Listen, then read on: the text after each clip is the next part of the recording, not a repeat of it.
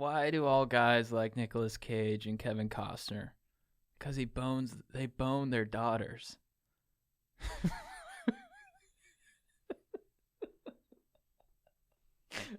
Hold up. Wait a minute. Something ain't right. They don't bone their daughters. They bone the audience's daughters. Are you crying? Hey. I mean, you guys know what I'm talking about, right?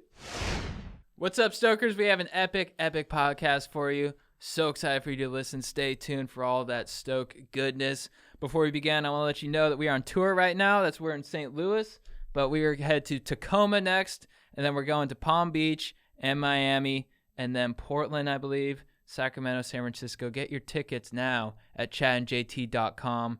The show is super fun, and we all have a good time. We're also brought to you by the Legends at Athletic Greens. Guys, I love Athletic Greens. I drink Athletic Greens every morning. It just gives me all my daily nutrition in one go. It's delicious, and it makes me feel fantastic. If you're looking for an easier way to take supplements, Athletic Greens is giving you a free 1-year supply of vitamin D and 5 free travel packs with your first purchase. Go to athleticgreens.com/go-deep. That's athleticgreens.com/go-deep. Check it out. All right, let's start the show. What's with deep? Going deep. Chad and JT. All right. Slap the barbecue sauce on the ribs, and let's get naked in public. What's up, Stokers of Stoke Nation? This is Chad Kroger coming in with the Going Deep with Chad JT podcast. I'm here with my compadre, Jean Thomas. What up? Boom clap, Stokers. And we are here live at Half Coast Studios in St. Louis. I want to give a shout out to our dogs in there. What up, bros? Yeah, Justin and Alex. Got it. Hell yeah. Thank you guys for hosting us, because we're on the road. We were in Miami before this, and now we're in St. Louis doing a couple nights of stand-up. We're supposed to do 5 shows. We had to pare it down to 3 because ticket sales were not booming. But I thought I got a lot of DMs from people in St. Louis, and they were excited to see us. But I got more DMs saying, "Are you pumped for Mardi Gras?" I did too. I was like, why are you talking about Mardi Gras? We're not in New Orleans. Yeah. I didn't understand. Yeah, I was like, I guess I'm pumped for it. I was like, Yeah. Are you pumped to travel to New Orleans? And then we found out St. Louis has a huge party every year, Mardi Gras, biggest party of the year, and people are amped on it, dude. Mm-hmm. Like people are like, come out, and I'm it's today. It's actually going on right now, right? So Justin and Alex, thank you for doing this and for missing out on that major sloshing down in Soulard. Soulard, that's the neck of the woods where they really get down, and you do the beads and you do the beer and you hopefully see some boobs. I'm sure That's fantastic. I'm sure a lot of people are excited for that. And then I might cruise, but I need to go to the gym. I feel like shit. Dude, a bunch of guys at the show were talking about it, and it was bringing back a lot of memories for me of, man, my favorite, if I'm going to drink, day drinking is the best. And not only that, day drinking starting in the morning. You're a morning guy. Dude, if you start drinking at 6 a.m., no better feeling than being hammered and doing keg stands at 7 a.m., okay? I remember I was in college, we had the Beta Breakers, where in San Francisco you dress up and, wear like a diaper and a sailor's hat, and you walk from the bay all the way to Golden Gate Park. It's supposed to be like a race, like a marathon. But it's just a bunch of drunk people walking across the city. It's awesome. It's important. And I was at Santa Clara, so you start at like 5:30 in the morning. And I'm talking, kids don't do this, but I was talking Molly at like 5:30 in the morning. You hop on a train all the way down the bay. Best mornings of my life. It's different now, dude. Yeah. You got a dog. Dude, You can't do that anymore, dude. Your puppy's got a UTI. You're on Molly. Dude, yeah. I saw you get That's nostalgic about it when we were doing a meet and greet after this show last night, and you went through like that rigmarole, and I was like, you kind of like, you were talking to them, but you were also just like talking to your old self in that moment. Yeah, what up, dude? I mean, I do like to blow it out every, 4 or 5 months. So I know, yeah. Maybe next time it's gonna be an early morning sesh. I want to check it out. I want to see what this Mardi Gras is all about. Yeah. And I haven't gotten a feel for St. Louis yet. Like, I don't know how to Yeah. describe it in a couple words. It seems to be very multicultural. The food's good. We got barbecue yesterday. We went to Sugar Fire. And for me, it was the best barbecue I've ever had. The ribs were unbelievable. The sauce is so good. All the people who worked in there were kind of like flinty. Like, I'd be like, hey, can I get the ribs? They're like, yeah, you got a rack coming right up. And then they're like, do you want anything else? I was like, I'll get a cheeseburger. He's like, do you like cheese? I was like, uh-huh. He's like, what kind of cheese you like? I was like, I got scared. I was like, I don't know, what cheese do you like? He's like, we got Swiss, we got American, we got cheddar, we got provolone, we got Jack. And I was like, what do you like? He's like, I'm a Swiss guy. I was like, I'll do Swiss. Yeah. And then they just like flew me through it. And then I was eating it. I was like, dude, this is the fucking best rib I've ever had, because it comes out dry, but then you put the sauce on it and the meat was falling off perfectly and it just looks so beautiful. You got the brisket and you got some fried artichoke. Dude, yeah. Way more than I anticipated. You got a but bundle of that It shit. was so good. It's so interesting. It's like, why are ribs better in St. Louis? Is it the cow? The cow's more prone to being rib tasty? Yeah, because Nebraska's supposed to have the best cows. Yeah. I don't know. Some people just got to figure it out. It's like, why does New York have the best bagels? They say it's because of the water in New York. Right. Like, the water they use there is like thicker, so it's Yeah. better for the bagel. I do know this though. There's like barbecue places in LA that are like supposed to be Southern style, and I've never really enjoyed them. Right. I go there for the novelty, but then afterwards I'm like, I feel like shit. It didn't taste good. Yesterday, I felt like shit, but it tasted very good. Do you think political leanings affect meat?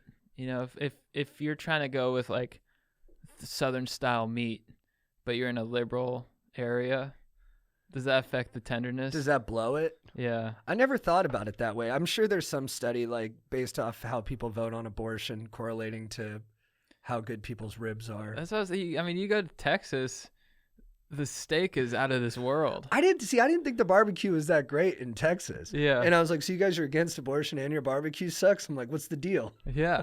Like, at least drill, one side of that equation. Yeah. But I mean, this meat is authentically pro-life. Mhm.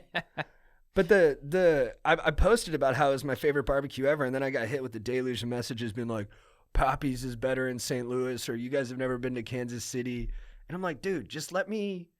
I know I posted it, so you're welcoming that response, but I was like, dude, just let me enjoy this moment. Yeah. And let me believe that Sugar Fire is the best barbecue in the world. Do you guys?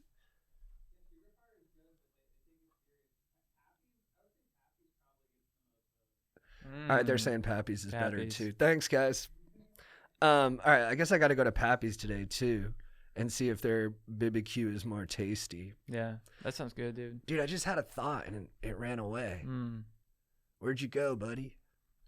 It was something. I saw it go out the door. Yeah, it was gonna be.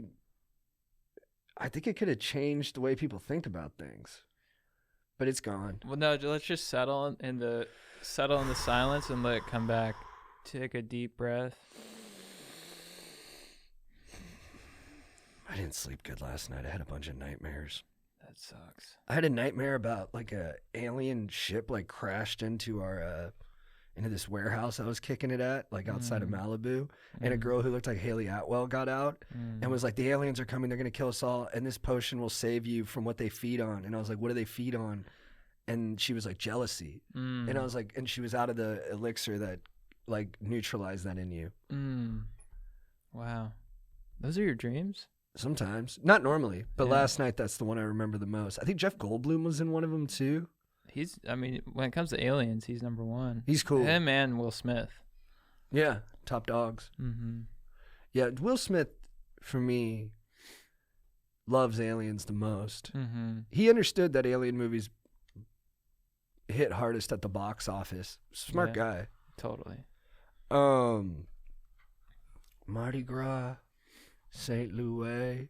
You came out to Nelly yesterday. I came out to Nelly, dude. I mean, we finished the show with Batter Up. So fire. And dude, okay, so we're in St. Louis right now. We were in Miami earlier at the boat show. Yeah, we went to a yacht show in Miami. It was awesome. And dude, I love Miami, man. But we ran to Dave Portnoy, which was like just totally random. But that was cool. He's hilarious. He's just like He was good on like, camera. He's Yeah. he's exactly how he is like off camera as he is on camera. He was nice to do the video too. I appreciated that. He didn't Yeah. ask any questions. He was like, "Yeah, if you want to film something, film something." Yeah, he seemed totally. He's like totally game. He's like, we're all in the virality business. I'm like, yeah, you get it. The video was fun too. It was fun Yeah. being at the boat show, going on those mega yachts. We had our crew with us, Chigas and Jake. Big shout out to those guys, legends. We casted a kid because we're trying to see if being on a boat can cure depression, anxiety, whatever the most prevalent mental issues are of the day. And so we casted someone off Craigslist, this kid Navi. His name's Hussein, but he goes by Navi. And we were bringing him onto the boats to see if that could pick him up. And he was, he was great. He was a little absent-minded. He left in the middle of the shoot because he thought his car got towed from a parking structure. And then we were like, yo, dude, we'll pay for the tow. We got to shoot the vid. Then after the vid, we filmed it. It took us an hour and a half to find his car, but it was still in the lot. It took us an hour and a half in that lot to find the car. I mean, that was probably one of the more brutal situations I've ever been in, because out of everyone in the crew, let's say you got you, me, we had Griffin from the boat company, and our 2 camera guys, Jake and Cheeks. Shout out. Navi was the least helpful out of all of them. He wasn't doing a great job of communicating. You're still hanging out there. Oh, really? And he didn't have many details on where he was parked. We're like, so where did you leave your car? And he's like, I just saw the number 5. I just saw 5. And we're like, okay, that's good intel.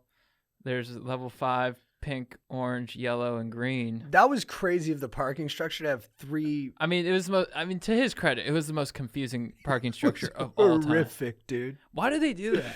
It was a crazy parking structure. Dude, that's just like the Century City one, where you go in there and You're they lost. mark it. I'm like, it doesn't make any sense. It's a maze, dude. And then, but yeah, he was like, I'm parked on 5. He was actually parked on 7. Yeah. And he didn't, he was convinced he took the number 5 elevator structure down. That turned out not to be good. And then he did that thing where he was like, I think my car got towed. So we asked the people, they were like, because I know I've lost my car in a parking, or I lost my keys one time, couldn't get my car out of a parking structure. It's impossible to tow out of those places because they have the 6'2" overhang. And I was like, dude, I don't think you got towed. We asked the lady. She's like, we don't tow. He's like, she's lying. They towed me. And then after a while, we asked another guy. He's like, we don't tow. And then he's like, they stole my car. And we were all so frustrated. We're like, dude, we don't think anyone stole your car. And then, someone might have besmirched what kind of car he had.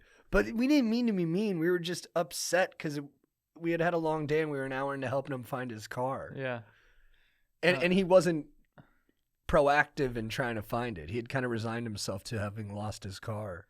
Or we're like, someone stole my car. And we're all just like, because whenever people, I'm like, who the fuck, who's going to steal a Honda Civic? That's what, like, when you say you're a kid, you're like, I can't find my sunglasses. Someone stole them. It's like, you might have just misplaced them in a bathroom or something. Yeah, I'd say there's at least 500 cars in there. Who's going to go to level 7, steal the 2010 Honda Civic? Like who, I mean, he's like, well, people are smart. They can power it up. I'm like, dude. I mean, he walked into a situation. He walked into a hornet's nest. He had no idea what he was going into, but he did not. He did make it clear he only did it for the money. Yeah, it took us an hour and a half to find his car. We're all like Chigas, who's the nicest guy in the world, was like snapping at the end. Plus, I made Chigas was like, dude, I can't keep filming. I was like, you gotta keep filming, but it's tiring because it's like a 20-pound thing. And then I was like, no, dude, you just gotta keep filming. We're still on camera. We're still doing this thing. And then when we finally found his car after an hour and a half, we're like, dude, we found it. This is your car. Amazing. And then now he just goes, you're still going to pay me, right? And we did. We paid him. Yeah, that was a wild, mind-melting experience. But amazing being in Miami. What a city. What a city. The people so vibrant. They actually think I'm Latino there. I grew up in Orange That's County. cool. Everyone thought I was Jewish. I'm Colombian. When I'm in Miami, everyone's like, just goes straight at me in Spanish. But my Spanish is trash. So then I'm just like, no, I am Jewish. And I got some arepas. Dude, the best arepas I've ever had. Venezuelans, I think they do it better than Colombians. Oh, really? Venezuelans do it too? Yeah, so I brought it up to my mom. I was like, yo, Mom, I went to a Venezuelan place. It's the best arepas I ever had. And my mom was like, yo, I'll be real with you. I think Venezuelans do arepas better than us. What's the difference?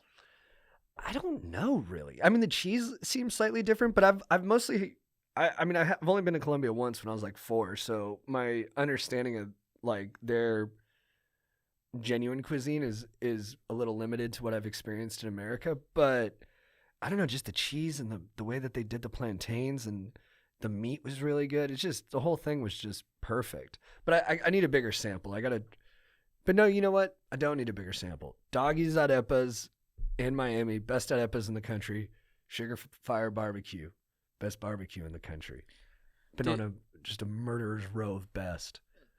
Dude, a lot of crazy things happening in the country right now. There's that. I'll get into it. That dude. East Palestine, train derailment. But I don't know if it's just Twitter. I don't know if it's just the age we live in where you just know everything now. And I don't even really follow it. I follow probably like 50 people on Twitter, but my timeline is just like everyone, or the most popular shit, just because that's what the algorithm feeds me or whatever. But it's like that whole East Palestine thing happened where, and I think I guess it's pronounced Palestine, not Palestine, in Ohio. Right. Which is how's the one that's in the Middle East pronounced? Palestine. Oh, okay, so they're different in how you say them. Yeah. Okay, I wasn't sure which one was which. Yeah, well, I just heard people say East Palestine. Do you guys have any info on that? Is it East Palestine? You're making like an eek face, like you don't want to be responsible for this. Yeah, like on record. This is treacherous territory. See, this is the mistakes we make daily. Yeah. You just get over being smart. You just accept. Dude, to all the Palestinians, I'm sorry. Anyways, so there's that whole train derailment, the whole ecological disaster. But then you just see all these tweets that are like, all these trains are derailing. All these like chemical warehouses, these like plastic warehouses are erupting in flames, and people are like, this is not coincidence. It's too much for my dome. Yeah, because we got connect the dots brains, so people, I think, just from their bedrooms on their computers start stringing stuff together, and some of it is probably true. Someone's probably right, but the amount of people who are theorizing, it's just impossible to sift through. Yeah, I guess I would just like to see like how many train derailments there are a day, how many chemical plant fires there are. You know what I mean? Is it just because that's highlighted right now, so all of them are being highlighted right now, or is there an abnormal number happening at the same time? I'll look it up right now. Are train derailments common? About 1,000 derailments occur each year, according to the Federal Railroad Administration, the FRA. That actually doesn't seem like that many. The number of trains coming off the rails has been on the decline, coinciding with the reduction in miles covered by the industry. There are 1,000 such instances in 2022 out of roughly 535 million miles traveled. But more than 6 have crashed this month. So I'm switching articles. So we might get... Dude, I don't know, man. I mean, look, this is very tangential and not as important, but I've been reading articles for 2 years now saying penis size is going down. Yeah. Huberman drops a bomb the other day. It says penis size is up 25% over like succeeding generations. Who am I to believe? Right. I mean, I see dicks. They look about the same that they've always looked. Mm-hmm. I don't even know if I'd be able to notice a 25% increase, although I do, notice big dicks and small. But yeah, I don't know. There's just, it's the same thing you're talking about. There's just so much information. I'm sure. Well, how do they measure these dicks? Mine never got measured, except for a bouncer one time, but I don't know if that was put on record unless he works for the city. Yeah, I don't think, I mean, we have it on camera, so we know, but it's not in any official database. Yeah, was mine included in there? Also, is it erect? Yeah, because dicks can be smaller, flaccid, and then get bigger, bonered. Stokers, let us know if government officials have measured your dicks. Because I don't know anyone who's had theirs measured. No, so 6 sounds like a lot of derailments, especially if it's the first time hearing about it. But with that figure averaging out to about 142 derailments a month, 2023 is so far on track to continue the declining trend in yearly incidents. So no, it's still going down. Interesting. I mean, life is good. I mean, it's a no. No, that's I don't know. No, Does I agree. That's the Peter thing. Singer said that in his. Nope, not Peter Singer. Dude, my brain is so fried today. Steven Pinker. Close. He did a book. It was years ago, like meaning 5 to 10, where he said like this is the least violent time in human history. This is the most prosperous time in human history. Yeah. Life is as good as it's ever been, but it doesn't feel that way. Well, I think there's so much info coming at us every day, and I also think. I mean, I also think. Yeah, I think everything's trending upwards, and I think at every point in time, everyone's kind of been like, we're fucked. Yeah, always. Well, we are. Always. We're all gonna die. Yeah. So. Most of us. Yeah, dude. Except for Ray Kurzweil. That guy's got it. Yeah. He's got a good toupee too. I think he has a hairpiece on. Really? Looks like it. Unless he just dyes it. Good for him. I mean, look, it looks better, but you just got to be nervous anytime someone's gonna give you a noogie. Yeah. Don't go to Chicago. No. Too windy. We saw it with Spade. Dude, how was your Valentine's Day? It was good, man. We celebrated on the Super Bowl because she was working. Dude, I was sick. I was sick for like a week. I'm getting sick too. Oh, you got the pup and then travel. It's a brutal combo. But it was like a weird thing. It was like a stomach thing. But it was like very kind of like. It was almost like I had like a bacteria. You know, it just sort of like you have like a bacterial infection. But it was for like a week, and I'm like, what the hell's going on? Then it just goes away. I get stomach viruses once every 18 months. They're brutal. Mm-hmm. I'm susceptible to But them. I didn't throw up. I just felt shitty. Yeah, I don't boke. I just I'm either like incontinence or the opposite. Mm-hmm. And then yeah, those suck. Did you have like knots in your stomach and stuff? Like, was it painful? I just couldn't eat. Yeah, that's rough. I just had no appetite, so I just didn't eat. Which sucked on the Super Bowl because I usually like a 5-layer dip. But you guys had a nice time together. You had a nice time. We got some good presents. How about you? Dude, it was fun. I mean, me and her were both really busy that day, so we couldn't do anything big time. I gave her a little gift. She wanted me to put up a coat rack, so I put that into the wall. There's children in the hallway. That's your future, dude. They sound adorable. Every time I see kids now, I want to go play with them. I'm an expectant father, so I feel like I've been deputized to kiss all babies. Yeah, so she got these coat racks, and I leveled them and put them on the wall. Jake was helping me out. I only found the stud for one of them, but it's like I had wall anchors, so I think it'll be solid even though it's just hanging there in the drywall. And I put that up, and then I put some coats on it, and I was watching the end of the tour, that David Foster Wallace movie, which is not great, but I like what it's about. It's about petty resentment and two guys intellectually jousting, so it was good background noise. And then me and the lady, we snuggled, which was lovely, very connected. Thanks, babe. And then I just chilled, and then I got a prank phone call.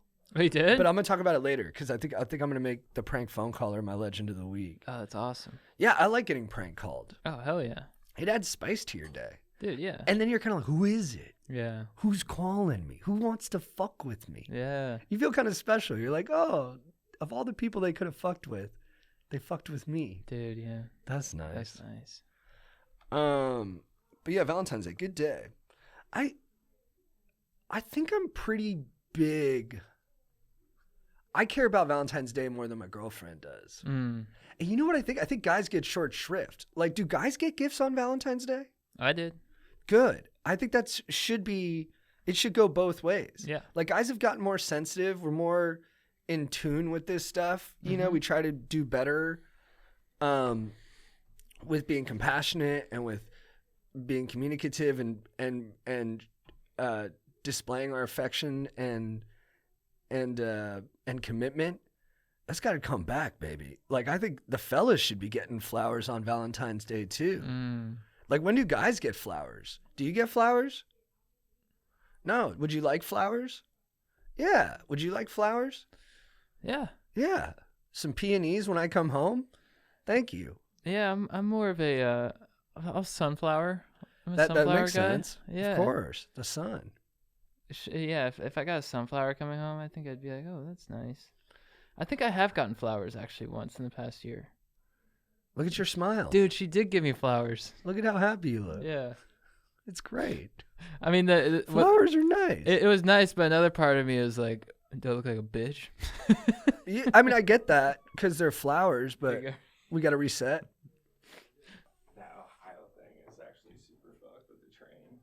Do you have more, do you have information? Like, I've just watched enough videos where it's like killing the wildlife. Yeah. Like the water, like all the fish are dying, and it's like in the water. And the government said the water's okay to like, drink, putting but these there's filters no in the way. Water, but then there's other people taking videos that are like the water is not okay. And Dude, they're throwing stuff like in literally like into the water, and you see like the chemicals in the water because that like literally goes into the water source. Yeah. Eventually.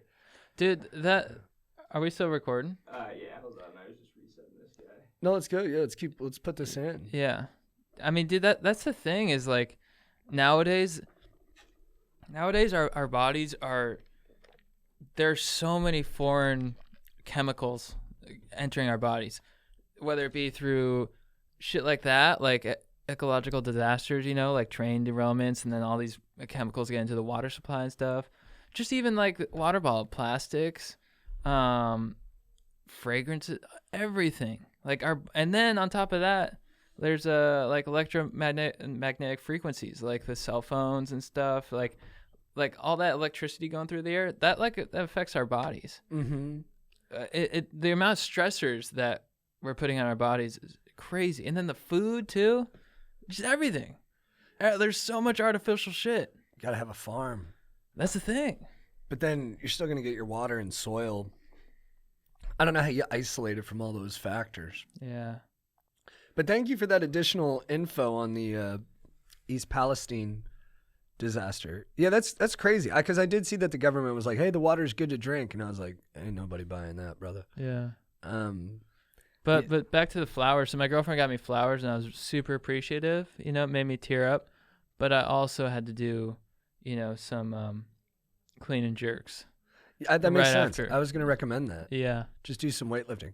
Yeah, I think flowers are just beautiful. And it's fun to watch them grow. Dude, sometimes I'll get flowers and I get them for my girlfriend, but I'm also just getting them because it's nice to have them in the house. Yeah. Like you walk out, she's got a vase right in front of the sink and a nice like bay window there. And I'm like, I'll just look out and be like, doing a dish. And I'm like, this is nice. Look at these tulips going for it, dude. Yeah. Yeah, I just think they're nice. I think flowers are just nice. They're just pretty. And they're short. I like that they have this ephemeral lifespan that's just totally beautiful throughout. It's I don't know, it's a treat. Flowers are nice. Dude, and then good news on the romance front. My beef last week, the breakup between MGK and Megan Fox, I was devastated. I like it when weirdos go for it, when they're embarrassing to the world, but they're in it together. Heard this week, they're trying to make it work. Wow. They were photographed coming out of couples counseling. Dude, let me ask you, Big Q. Hit me. Because we were at an MGK concert, and I did notice his guitarist, Smoke Show. Lady? Yes. Smoke. And then a lot of the people, a lot of the fans speculate he was hooking up with her. I mean, there's so much of that now with the speculation because we're photographing everything. So like Oscar Isaac gives like a look to his co-star and everyone's like, they're banging. I'm like, dude, hot people just look at each other. Like what are they going to do? It's like hardwired into our biology is you're just like, oh, hey, Smoke Show. Maybe I'll look at them for a second longer than I would anyone else. I mean, do I think that they've been completely monogamous to each other throughout their relationship? I would bet probably not. I mean, they're stars and they're both beautiful and in their own way. And like, I don't know if Machine Gun Kelly's beautiful, but he's got something, right? Yeah. And he can obviously probably find a partner relatively easy. But I think that if I'm betting, I would imagine that they just have rules around who they can hook up with. Yeah. And I feel like if Megan Fox told Machine Gun Kelly, hey, you can sleep with like these 10 people, but don't sleep with your guitarist, I think he would have listened. But maybe I'm naive. I think that he would be ethically non-monogamous. For some reason, I feel like Megan Fox, I just feel like she's a monogamous person. That's even cooler. If they're saying no to all that, I think that's really inspiring. I just get that vibe. Good. No, I don't think MGK was cheating on her. I think they were probably flirting and it got them both a little upset. Yeah. But I don't think there was a full on cheat. I'm changing my bet that I just made 2 minutes ago. Strider told me the name they use when they check into his hotel. Are we allowed to say? Yeah. Okay. Savage. That's cool. When I say cool, I mean actually not, but I'm rooting for them. I guess like they went to Megan Fox went up to Strider. What's the name under? Savage. Hilarious. But yeah, I'm glad those two crazy kids are trying to make it happen. Dude, should we answer some cues? Hell yeah. Let's dive in. Let's get into it. Stokers, you can get on the hotline. Here's the first one. Oh, hold on. I had to unmute. Yeah, this is yo, what up? Yeah, this is your boy. Got a question for you saucy boys. Like I've been kind of on the Addies since I was like just able to walk. The victim of the amphetamine push of the 90s. And know if any of you boys or any of your boys have ever, had that Addy problem that they've been trying to kick, but since it's long term, it's not very dank to get off of it, for the body and whatnot. Appreciate you boys, and keep it tight.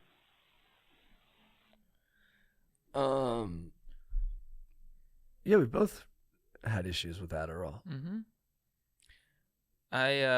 For me, it was easy because when I had a prescription, it was not easy because I was on those a lot, and then I really loved the feeling they'd give me, so I would just I would go overboard, and I would because I love to get fired up. I would take a lot, and I'd listen to Rage Against the Machine, and I'm sure you've done the same, brother. But what I did right when I graduated college, stopped my prescription because you know what? It made me gave me tons of anxiety. I didn't eat, and I just zapped me of my personality. So I just ditched them entirely. And I think I was probably like naive enough to not even think about withdrawal or anything. I think a lot of times, I know withdrawal is a physical thing, but I think a lot of times too, it can be mostly mental, to where if you're thinking about how withdrawing from, Adderall, for example, is going to affect you, you're just dreading it. It's going to make it that much worse. So I just stopped the prescription and just went cold turkey, and I was lucky enough to be able to do that and not be tempted. So that's what I did. Yeah, I struggled with Adderall in my late 20s.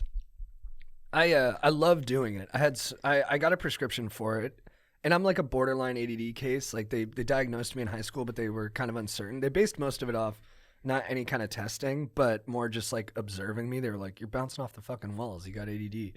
And I was afraid to take it then. But then as I got into my mid-20s, it helped me with my job. I was doing locations on TV shows, and it was high stress, and I wasn't naturally suited for it. So I took the drug as like a performance enhancer, basically, and it helped. I was better at my job. I was able to kick down doors and kind of take abuse and communicate very directly and effectively and forcefully. But it was also kicking up other stuff for me. Like it really boosted my sex issues, specifically like watching porn and masturbating. And then at first I didn't have much of a crash, and it was helping me so much with my job. I just started using it for everything. For stand-up, I felt like 10 feet tall and bulletproof doing stand-up on it. Like if a joke didn't hit, I didn't feel any kind of self-doubt afterwards. I would just plow into the next one, and it helped me when I'd go out, like hit on girls, because same thing.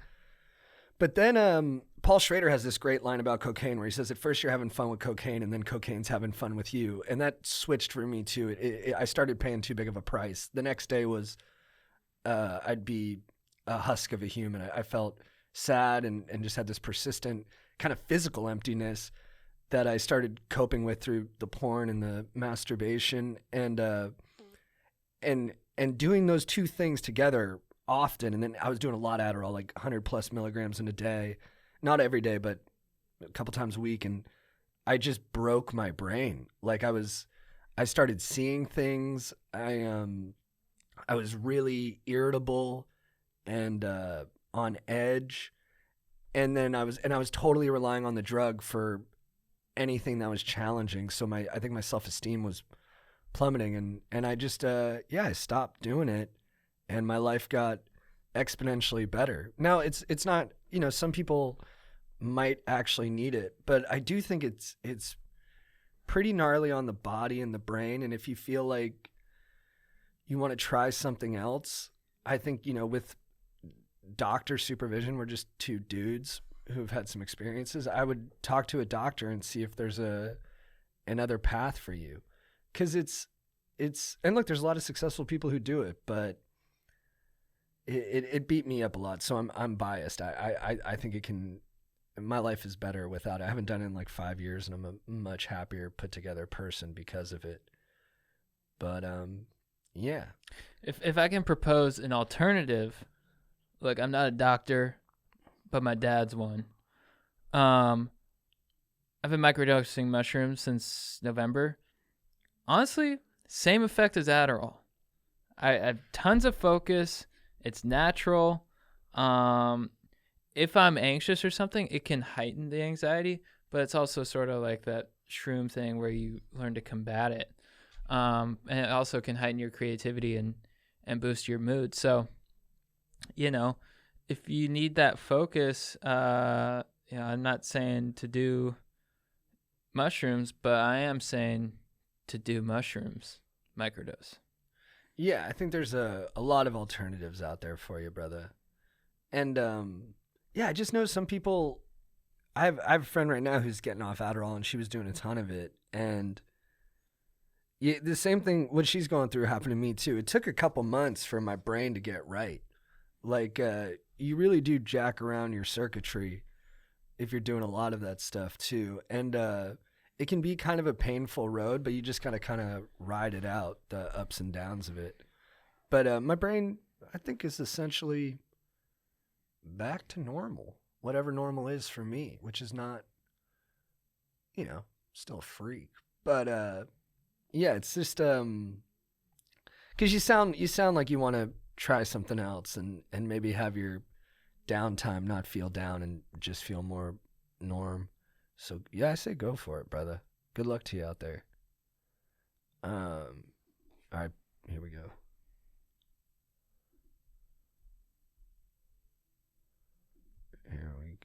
Here we go. Yo, what up, Chad, JC? This is Sam from Illinois. Going back to the best athletes of all time draft, I gotta say the lack of wrestling or basically any sport outside of baseball and fucking football it's just fucking ridiculous. What are we doing? Are we just saying this is my favorite football player because I'm from this side of the country? There's other sports, dude. But to come back to it, I'm just pissed off that no one said Cale Sanderson, probably the best wrestler of all of the United States. 159-0 in college, didn't lose a single match, 3 Olympic gold medals, 5 total medals, 1 silver, 6. So that'd be 3 gold, 1 silver, 2 bronze. Also has 9 collegiate team championships with Penn State University. Not a huge fan of the Lions, but whatever, big deal. Here's the thing, Cale Sanderson whooped the shit out of literally any of the guys you picked. All day, every day. Fuck you. Wow. Dude, I love the passion. Thank you for coming in so hot. That just fired me up. And I would just like to say graciously, fuck you in return. Nice energy. Yeah, and I hear your point, brother. But to my defense, I have no fucking idea who Kale Salad Sanderson is, and I've never watched wrestling in my life. So why don't you take some oil and put it on that attitude and smooth it out? You've never watched wrestling? That's crazy. I mean, everybody watches collegiate wrestling. It's such a popular televised event. Dude, you're right. I mean, check the top 100 ratings. We're all obsessed with wrestling. Yeah. Dude, I love combat sports. I know who Kale Sanderson is. I know not much about wrestling, but I know Dan Gable and the Schultz brothers and Jordan Burroughs, and I follow it. But here's the thing. The reason we picked football and basketball players is because those are the most popular sports. So the competition pool is deeper. And unfortunately, the stakes are just a little bit higher because more people are paying attention. Now, do I think Kale Sanderson is an incredible athlete and worthy of adulation? Of course I do. But do I think he's the same caliber of athlete as a premier football player like some of the guys we picked, like Adrian Peterson or Jerry Rice? No, I'm sorry. I don't. Like, I think the best athletes go into those sports because there's more money in it too. And there's just more of it. So they have more access to it. I think if some of those football players were raised their whole lives to do wrestling or to participate in mixed martial arts or boxing, I think they would do well. And I have small evidence for that. We had a guy in high school. He never wrestled. He was a dominant football player. His senior year, he went into wrestling. He trained for a couple months. He was very good at it. Yeah, I love combat sport, but people were like, why don't you pick an MMA fighter? And I was like, dude, it's a relatively new sport. The UFC started in the mid-90s, and I think John Jones very well could have been on any list. George St. Pierre could have been on a list. Khabib Khabib. I'm too fired up. I can't name a name like that right now. Fedor. I love Fedor. Anderson Silva. All those guys. But I don't know. It's the top four. People are going to get excluded. And dude, a lot of people made the point, like, what about Lewis Hamilton? What about a Tour de France guy? Look, Lewis Hamilton, I think, is amazing. Do I think he can match up athletic? I mean, people were making the point about Tom Brady. They're like, I think athleticism. Lewis Hamilton, he's a great driver, but athletic. I think he's probably got a great mind. He's got good hand-eye coordination. But could he hold a candle to Usain Bolt, to Michael Phelps, to Jerry Rice? I don't think so. No, he races a car. He's incredible at it too. His hand-eye coordination is probably better than all those guys. I mean, however you measure that. I mean, boxers have great hand-eye coordination. Baseball players have great hand-eye coordination. Receivers have great hand-eye coordination. But yeah, dude, people are going to get excluded. And I probably made a mistake picking Brady number one because he runs like a 5.2 40 and he can't like tomahawk. But the guy won 7 Super Bowls. Yeah. Like he's playing in what I perceive to be the first or second, most high level league for athletics in America. And then, some guys came at us and we're like, how come you didn't pick this guy who won 8 dart championships? Yeah. Someone threw a darter at us. Dude. A dartiste. I mean, Tour de France, they're throwing butt darts at us. Okay? I mean, come on, man. We're in Southern California. You know how we feel about cyclists. Yeah, I also don't appreciate that we were being like regionally biased. My brother picked Adrian Peterson, who played football at Oklahoma and then for the Vikings for most of his career. Yeah. My brother's from Orange County, dude. Yeah. We didn't pick Deshaun Foster. Yeah, Vikings are from Europe. We didn't pick Maurice Jones. Exactly. Yeah, dude, look, man. You think we're not pissed at ourselves with the sports draft? We lost to Chad, man. The guy doesn't even watch sports. He thought the San Francisco Giants were in the Super Bowl, dude. That's fucking right, dude. Yeah, I overthought it a bit, man. Dude, when they won the Super Bowl, I lit a couch on fire. Gable Stevenson? What's that guy's name? I think there's a heavyweight who I want to see in the UFC who's a monster. But yeah, Gabe Stevenson. He looks like a tank. But yeah, dude, I'm sorry. I just think I think run, jump, and fast twitch strength-wise, football does have a lot of the best athletes. I wish it weren't so. I'd love to see Micah Parsons train his whole life to do. But and to that point, I've seen really great athletes in combat sports who weren't the best fighters because there is an intangible quality to fighting where you just don't know how someone's actually going to react when they're in the cage under pressure getting hit in the face. There's other things that go into it beyond just your pure athletic metrics. But yeah, I just I regret not having a UFC fighter, but I don't know who do I put him in front of? Maybe Carl Lewis, but Lionel Messi, Tom Brady, and Barry Bonds, like, you know, those guys are good. They're good at their sports. Yeah. You can't be that mad at those 3 picks. Kale Sanderson. He was a beast. I think he went to Iowa. Let me check. Don't get this wrong, Par. I mean, yeah, to be fair, wrestling is probably one of the oldest sports, but also, to be unfair, the Schmoll wrestles. And dude, I Iowa State. Yeah, the Schmoll wrestles.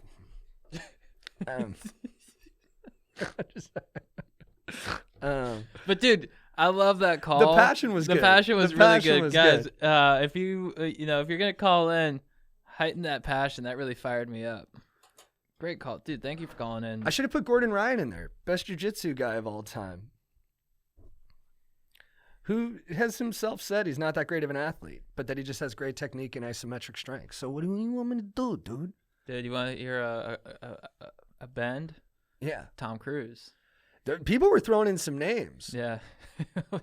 Aaron was getting kind of roasted for Jackie Chan. I heard Steve Irwin was a great athlete. Maybe throw him in there. Jackie Chan, what the fuck? It's just you know what I like though? It brings out passion. You're a wrestler. You could come over here and double leg both of us and you know, flatten us to the ground like a pancake. So I respect that, sir. Guys, I'm interrupting this podcast to let you know once again that we are on tour. Check out our show. We got stand-up. We got Q&A sessions. It's so much fun. We are coming to Tacoma next, and then we are doing Palm Beach, Miami, Sacramento, San Francisco, Portland. Tons of cities coming up. In Palm Beach, Miami, San Francisco, Sacramento, that's one show each. So get your tickets now because those are going fast. ChadJT.com for tickets. We're also brought to you by the legends at Athletic Greens. Guys, I drink Athletic Greens every morning. I love it because it's nutritious, it's delicious, and it gives me the boost that I need. If you are ever worried about getting your full nutrition, all you have to do is go to Athletic Greens, and they give it all to you in one go. And it's delicious. It's high quality. You can feel it.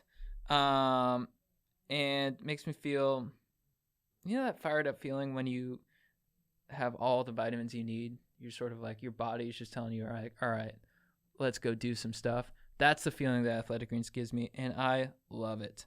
And it's good for your gut, prebiotics, probiotics, every iotic that you could ever think of.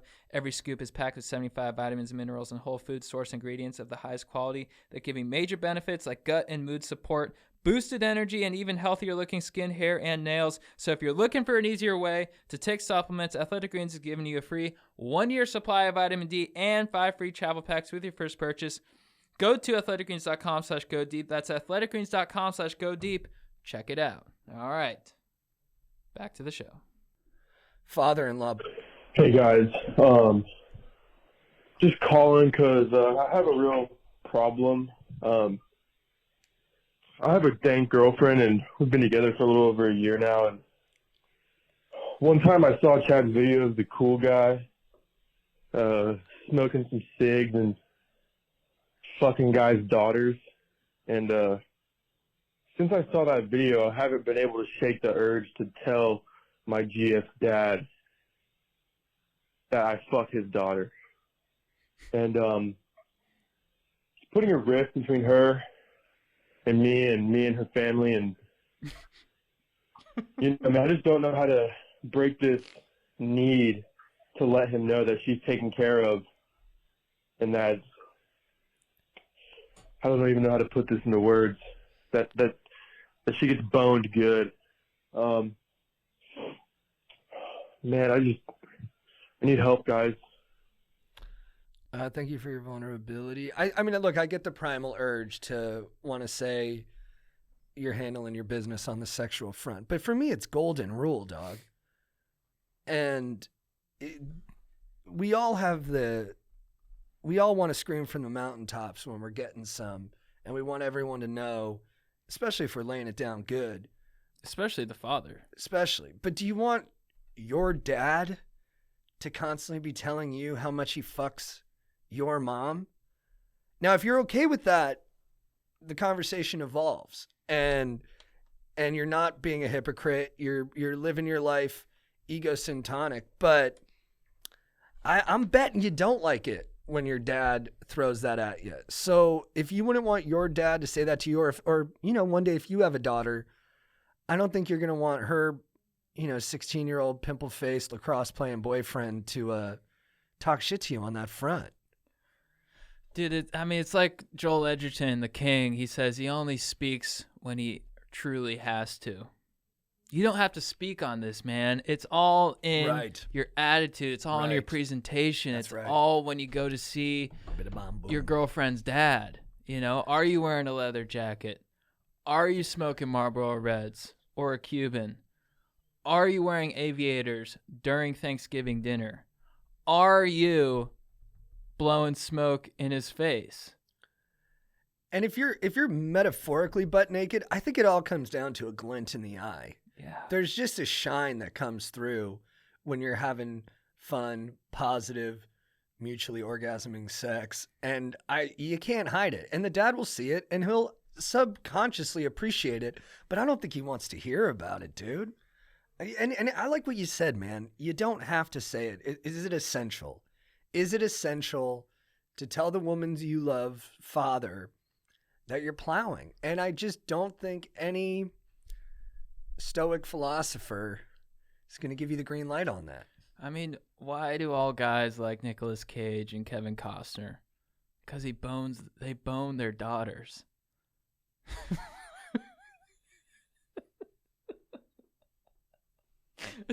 They don't bone their daughters. They bone the audience's daughters. Are you crying? Hey. I mean, you guys know what I'm talking about, right? They're nodding. Yeah, check that for data. What's the saying? But dude, again, I love your passion, man. Thank you for coming to us with this. I mean, take that for data. That's what David Fitzdale said. Take that for data.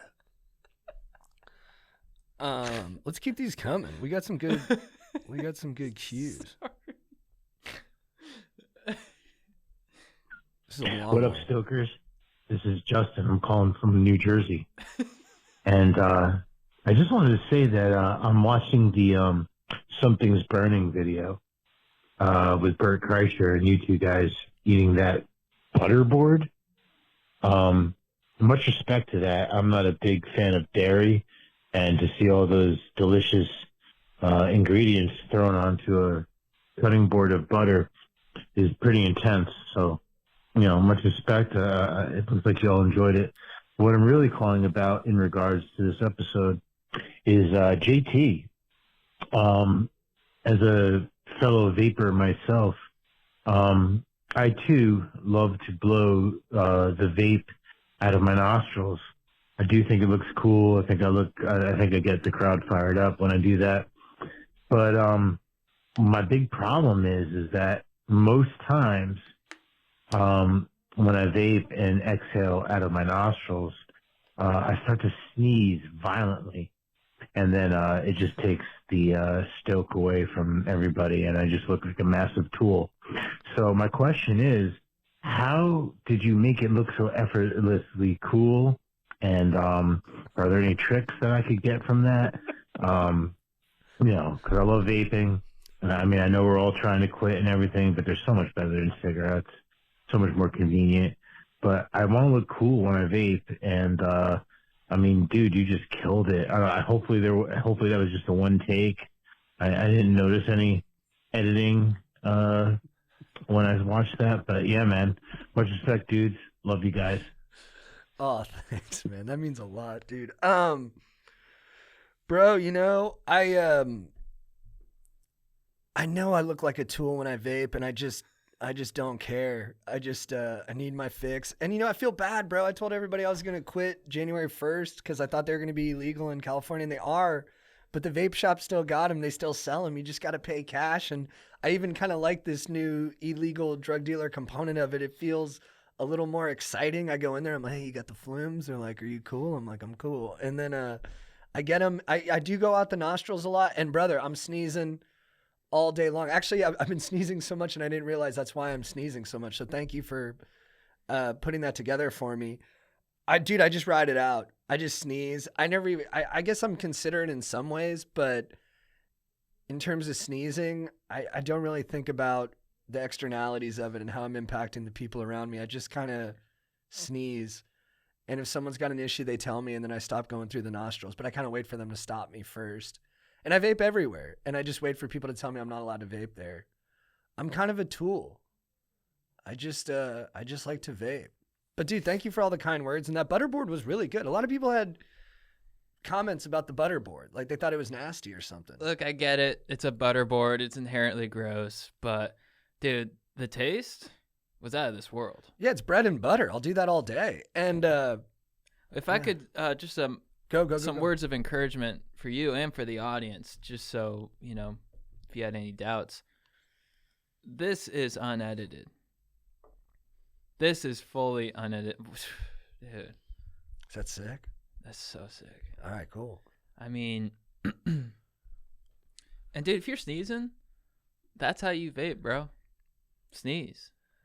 You know, you imagine if everyone vaped like JT, he wouldn't be cool. So, or it wouldn't be cool because everyone was doing it. The reason the way you vape is cool is because that's the way you vape, and it's unique. So, and I'm trying to nose breathe more. Exactly. He read, you know, James Nestor would be who authored the book Breathe or Breath. He loves the way you vape. Thank you. Yeah, and you know, the way I've rationalized it to myself too is like it's kind of cool because when I think I'm vaping, I think I look pretty uncool, but I think it's like I needed that. I needed to stop trying to look cool and just do what was making me happy. Mm-hmm. And your girlfriend loves it too. Yeah, she's kind of neutral on it. She's like pro me not quitting everything because I haven't been drinking or smoking pot or watching porn, so I think she feels like I'm doing a good job on like the moderation kick. In terms of I'm doing one thing a lot, but I'm not doing other things. You blend them together. That's moderation. Let's go. What's up, Chad and JT? This is Austin. Me and my homie were watching the new episode of The Last of Us, and I don't know if you guys have watched it, but it's about two homies making love and finding happiness. And I was finding it very powerful, and I was tearing up, even during the intimacy scenes. And me and my homie are straight. So my question is, one, is it gay for me to like the intimacy scenes? And two, is it even gayer that me and my homie were not wearing socks sitting on the same couch watching it and tearing up? It was a very powerful moment, but I was finding myself disassociating due to the fact that, you know, we're both straight dudes, you know, finding ourselves in this very vulnerable moment. I just needed to hear some input. If you could let me know, that'd be great. Dude, I watched that episode too. And no, dude, I think the more you bonded with your bro during that episode 3, with Nick Offerman and the manager from White Lotus, season 1. That guy's a good actor. Dude, the more you guys were getting intimate and getting closer, the better it is. What's his name? And it's not gay, dude. It's just beautiful. It's just beautiful.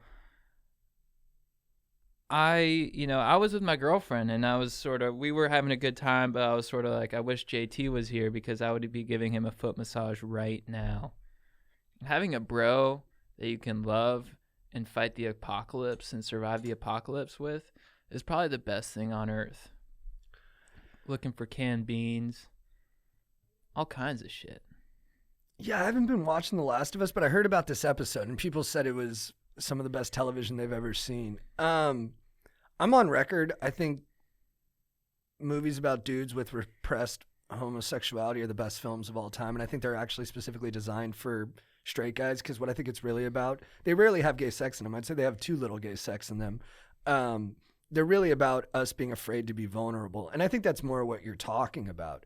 I think it's like uncool to always be worried about like where I'm at on like the straight gay continuum. I don't really give it much thought. Like I like women, but if dudes were making me come, I would do that, and I don't think I would think twice about it. Like everything outside of like what makes you come is just what you like. So if you like watching people be in love, that's beautiful. I was on shrooms one time and I was at Swingers Diner and I saw these two gay dudes having the most beautiful moment ever, just like being sweet with each other at their table while they were sharing a grilled cheese. And I wanted to photograph them, but I knew that would have been like super encroaching of me. But no, man, you just like people being in love and being happy and being themselves and being together on something. To me, that's like the best part of our human experience, is that we're in this together regardless of where our orientations take us. I mean, dude, you and your homie are kicking it on the couch. One of the most intimate moments I ever had was me and my boy A-Bomb were watching Mad Men, and I slapped him on the leg because I was so psyched on Don Draper's turn of phrase, and he said he could feel my sexual energy going to his body, and we laughed because it was fun. It was fun to feel that together. And I've kissed some of my homies on the mouth, typically to destabilize the alpha males that were around us who were having those conversations in their head too often. And no, man, it's whatever makes you feel full of life. That's like the gayest plus straightest plus most beautiful thing you can do. I don't know. Yeah, I mean, there's nothing more beautiful than Ron Swanson looking you in the eyes and saying, "Hey, I bang dudes." Yeah, that sounds awesome. great. Yeah, I don't know. I think, and like locker rooms and stuff, you know, we hump each other, wieners are out. Guys sometimes take it too far, like pee on each other, slap each other with their dongs. Like, it's just fun. What's fun, dude? If you're having fun, that's sick. Yeah, dude. Imagine being in a room full of dong and having no worries about any of that stuff. Just like observing dong. That's pretty cool. You know what it is, too? I think dudes, we get into our competitive mindset. We're in that situation. We get afraid of other dudes' dicks because we worry those dicks can do more work than our dicks can do. And we lose sight of just like, it's cool to be naked and just be a bro and be open. And that's confidence to me. Like just the confidence to not think of things as a threat or thinking of how they impugn your like identity in terms of how other people perceive you, most importantly yourself. So, bro, like, yeah, like there's a great scene in The Sopranos where the two guys are watching their best friends and they're dumbasses and they're watching TV in their boxers together, and like the old school Italians make fun of them. And it's funny to see those like contrasting generational perceptions. But to me, dude, it's like all good, dude. Me and Strider one time, we were laying in bed and like we were just like, we had slept in the same bed and we were kind of canoodling in the morning, just laughing. And like he put his fingers up my butt through my boxers, but it was funny, dude. And then I did it to him and like, it was funny. Like we still laugh about it. And I don't even know if we should laugh about it. Maybe it would have been cooler not to laugh. You guys did that? Yeah. We were, I mean, dude, we just haven't slept in the same bed now because we're older, but I'm down. Oh, I thought that was recently. I was kind of bummed. No, that was like 15 years ago, man. Oh, damn. Okay, that's cool. It's way back in the day. I just kind of had FOMO. Dude, I'll see athletes kiss each other. It's nice. I saw, who'd I see kiss Dana White? Tito Ortiz. Oh, he did? He laid one on Dana White. Yeah, it was great. And he didn't give us skate park protection? All right. No. All right, Oh, yeah, Tito. That was one cool moment that Tito had. Dude, think about the miners in Chernobyl just dropping dong and saving lives. That's all you need, dude. All right, Chad, should we get into the next part? Yeah. My lord, who's your beef of the week? My beef of the week is generic cola.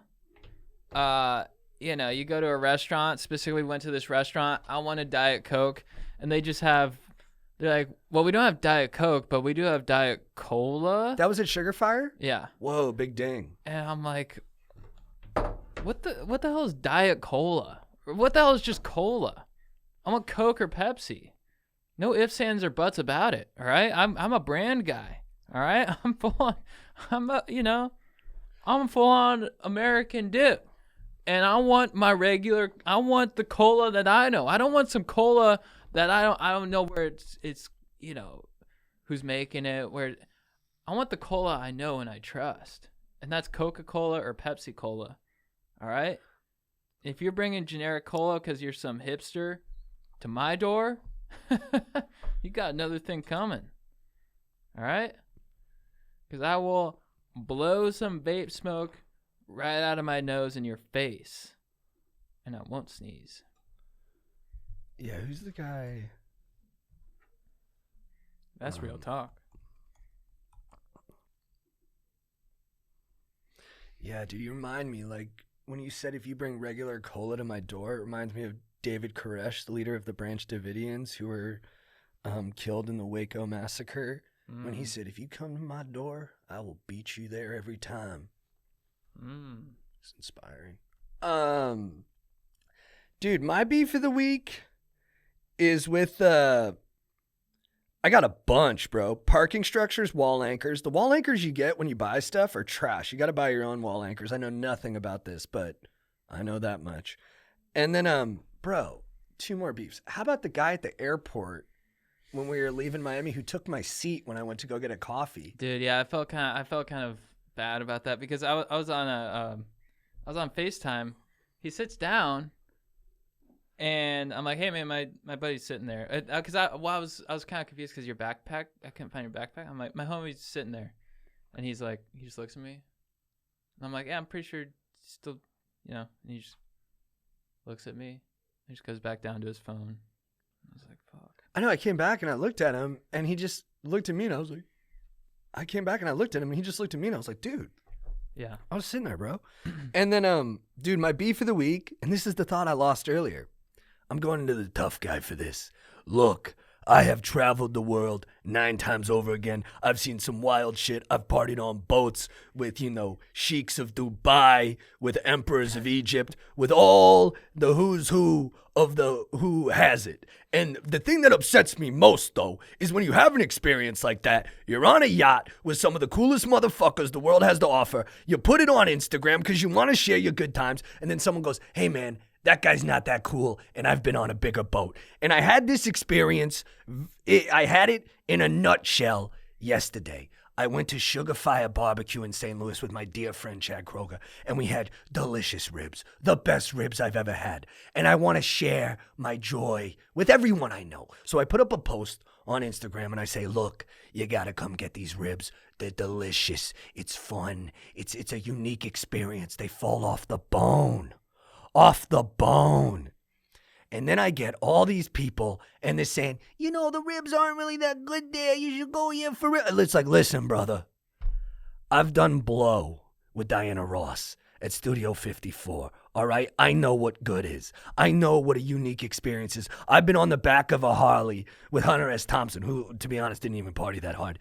And I've ridden through the Mojave with mescaline pumping through my veins. And you're going to sit there and you're going to act like I don't know what ribs are because you got some hole in the wall down the street from your house that you swear to Christ is the best fucking thing you've ever had? Look, I'm not doubting it's great. And if you post about it, I'm not going to call you a nincompoop because that's what you're into, all right? But I've tasted the finest powders.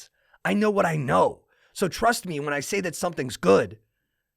I'm not saying it out my ass, all right? Just give me the benefit of the doubt. For God's sakes, step into the tough guy's office. Why? You're not getting fired, but you're not getting promoted. Because with that attitude, I don't want to be around it.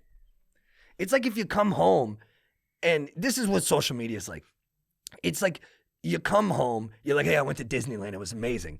And you just have a friend who's sitting there and he's like, hey, Six Flags Magic Mountain is better. It's like, dude, can I take my backpack off first? Can I sit down on the couch first before someone weighs in with what it could have been? I don't think about what it could have been. The tough guy is in the moment. All I'm thinking about is how great that moment was. I'm not thinking about the moments that I could have had.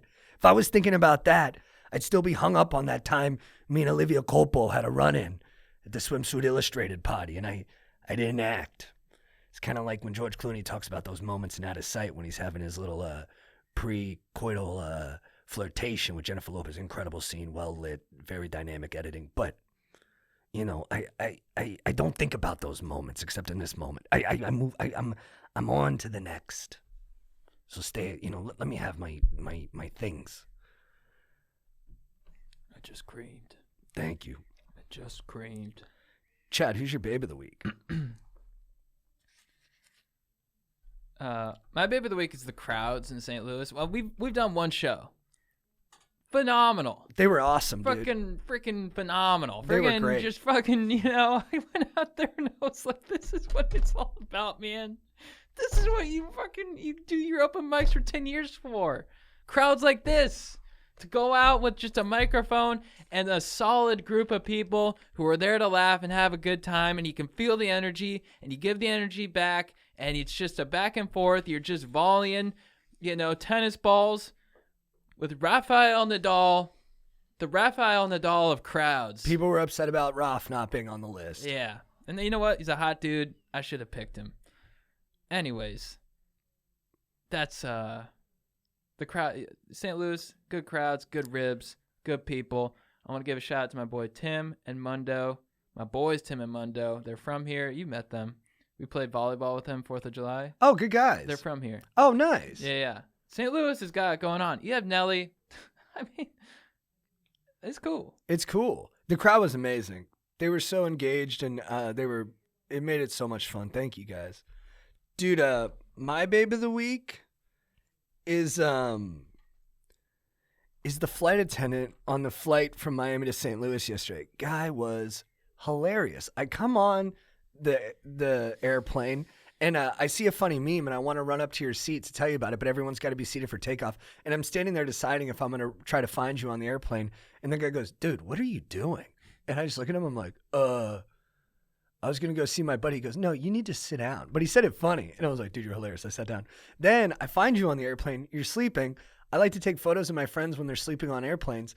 I take a photo of you. He goes, what are you doing? I go, oh, dude, it's my buddy. He goes, give me your phone. I go, dude, it's my buddy. Like, come on, relax. And he goes, no, get in the picture. So then he takes the phone to take a photo of me. I go, dude, you get into the picture too.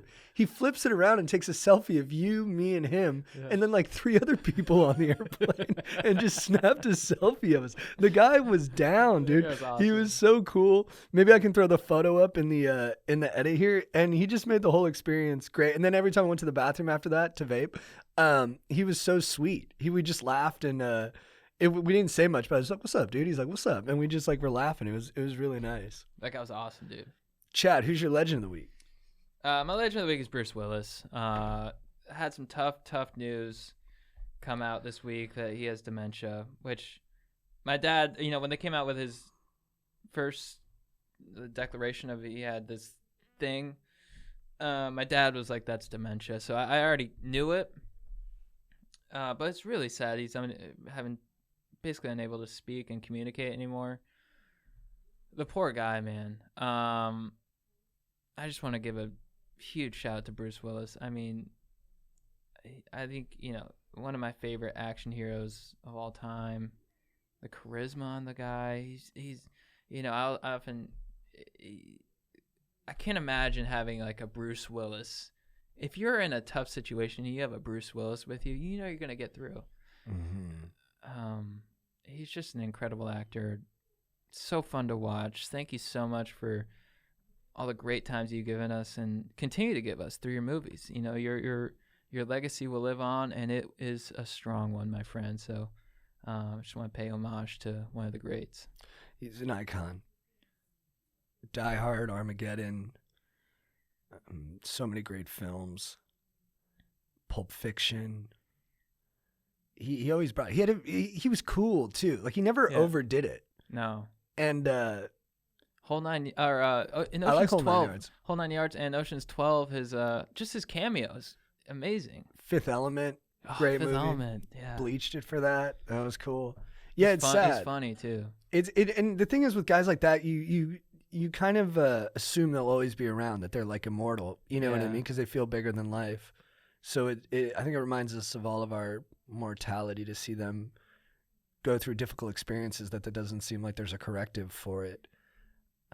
But you had a huge impact, Bruce. You really did. Dude, my legend of the week is this person who prank called me on Valentine's Day. My girlfriend had gone to sleep. She was resting up, giving nutrients to our 2 little ones that are brewing in her tum-tum. And then I get a call, non-listed number. I'm like, what the hell? I pick up, and someone's like, hey, I'm stuck in the bathroom. I lost my phone. Like, what do? Can you call someone? And I was like, oh, that's a prank caller, 100%. And then so I just started being like, hey, what's going on? Are you prank calling me? And I just want to talk to them like normally. And then they tried to prank me for like a little bit longer, but they didn't have like a good prank set up. I've been there before. Sometimes you just run out of things to say. And then we just started talking because my girlfriend was asleep, so I didn't have anyone to talk to about me putting up the coat hangers yet. I wanted to wake up my girlfriend, but that would have been too much. I think I did wake her up anyways. And then I wanted to complain about the wall anchors because I had to like hammer them in, but then they were getting bent, and then so I had to screw them in, and they were just kind of faulty. And then I was a little upset because I didn't get the wall anchor and this all the way into the wall, so there was like a little bit of a gap between the coat rack and the wall. Not big, but you could fit like a Post-it between it. And my mind was just obsessed over that little gap. I just wanted them to fit perfect. I just wanted it to kiss like my fingers right here, just welded to that wall. And I was explaining that to the caller, and then I talked about, you know, how I felt about impending fatherhood. I just opened up. I just wanted someone to listen, cool. and they were there. And yeah, it was just a delightful experience. And what was so fun about it was unexpected. You know what I mean? It came out of nowhere. So yeah, you're my legend of the week. Chat, what's your quote of the week? My quote of the week comes from Heat, the movie. Amazing movie. If you haven't watched it, I shouldn't say this, but turn off the pod right now and go watch the movie. It's a great movie. From Neil McCauley, played by Robert Downey Jr. De Niro. Was that on purpose? I want to say yes, but no. Downey Jr. would have been good in that. Yeah. Probably more as Vincent. I do know it's Robert De Niro, though. They're just fucking... Yeah, we're talking a lot. I'm alone. I'm not lonely. He's badass when he says that. My quote of the week is from that John Cassavetes book I'm reading. So he was doing like these like really challenging independent films, and the studios in Hollywood kept being like, you don't know what you're talking about. That's not what people like. And then he said, and he had been through the system enough to know that like no one really knows what they're talking about. That's William Goldman's first rule of Hollywood. No one knows anything. And Cassavetes said, they're full of shit. They don't know any more than I do, and I don't even know what I like. And that was a really cool way to put it, because he wasn't just saying they're idiots. He's saying, no, look, I'm an idiot too. And I think that's true. It's like, none of us know anything. Yeah. You know, I don't even know what I like. I really don't. Yeah. And then there's things I think I would like that I don't, and there's things that I thought I wouldn't like that I do, and it's like, it's always a surprise. That's what's fun about it. That's the thing. Yeah, I used to be so... I used to have like sort of draw a hard line of like, I don't watch sad movies. And then so I watched some, I'm like, this is fantastic. Like I keep watching All Quiet on the Western Front. It's tough. The German one that just came out? Yeah. I heard it's amazing. It's amazing. Now it's a really hard, sad, tough watch. You know, it's brutal, but I love it. So I think it's cool to be kind of like fluid and like all this stuff. That's one thing too about like when people like opine about politics or whatever, and they're very like hard. They're like I'm on the right, I'm on the left. It's like I feel like you know I feel like everything is nuanced. You know, it's kind of stupid to be rigid in the way you know to hold that rigidity in everything that you believe, because I think, you know, there's a lot of facts out there. There's a lot of different things out there. I think people should be open to being swayed. Yeah, and I think we all end up being wrong more than we're right. Yeah. Like, I was so confident about certain things during COVID, and I was really hard on people who disagreed with me. And I think time has kind of made me realize, like, I didn't know as much as I thought I did. Yeah. And I don't know, I'll still be wrong in the future and probably be overconfident on things, but if I look back on how I thought certain situations were going to play out, especially big ones that are beyond my like immediate life, I'm wrong all the fucking time. Yeah. But I might just be especially stupid. Chad, what's your phrase of the week for getting Aren't after we it? all though? Yeah. Are you guys smart? Yeah, they said they are. You guys do seem smart. I mean, you came up and schooled us on the East Palestine thing, so you're probably smarter than us for sure. Chad, what's your phrase of the week for getting after it? Dude, they have 5 different kinds of barbecue sauce. Dude, the white one? Yeah. I didn't even know that was barbecue sauce till you told me. Then I was psyched. 5 different kinds of barbecue sauce. That's so cool. What's up? What's your phrase of the week? Oh, yeah. My phrase of the week for getting after it?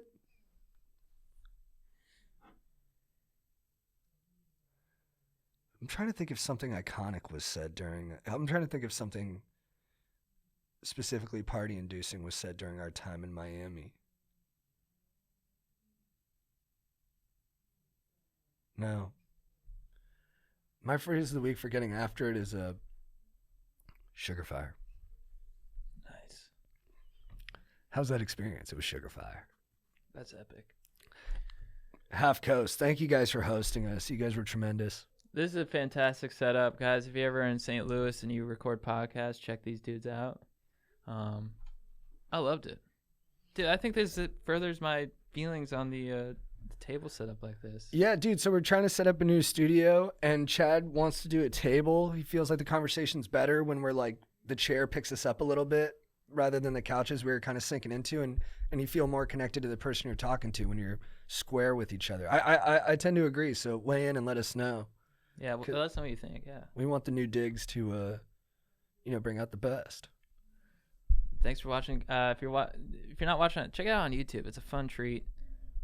Like, subscribe, all that stuff. Do it. Write reviews, tell your friends, support the pod, and thank you guys for being stokers and for listening. And support one another out there, dudes. Hell yeah. Oh, and rest in peace, Everett Byram, friend of ours who passed away. If you need advice